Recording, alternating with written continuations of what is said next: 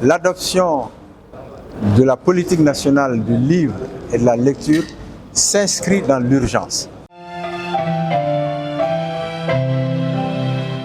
Oui, pour répondre tout de go à la question, et ce n'est pas une boutade, ça change tout, fondamentalement. Parce qu'une politique dépend d'une vision.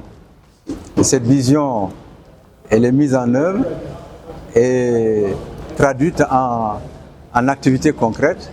Et c'est ce travail-là qui a été fait, je l'ai rappelé au cours de la conférence, mais qui reste juste à être adopté au niveau du Conseil des ministres.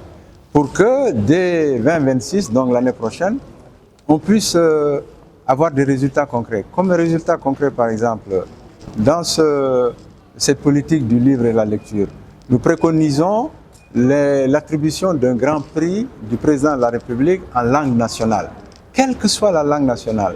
Et nous avons proposé que ce grand prix soit doté de 25 millions pour que ça soit suffisamment incitatif et que les Maliennes et les Maliens qui vont s'évertuer à produire des œuvres intellectuelles de ce genre-là puissent, ce n'est pas une rémunération, mais tout travail mérite salaire et que ce grand prix-là, au-delà de la satisfaction symbolique, puisse faire en sorte que ces 25 millions-là servent à quelque chose.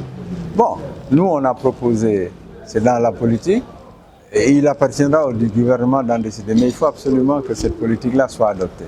Comme le chef de cabinet du ministère en charge de la culture l'a rappelé, je crois qu'il est revenu là-dessus, une des conclusions qu'on peut tirer de cette conférence-là, c'est que l'adoption de la politique nationale du livre et de la lecture s'inscrit dans l'urgence.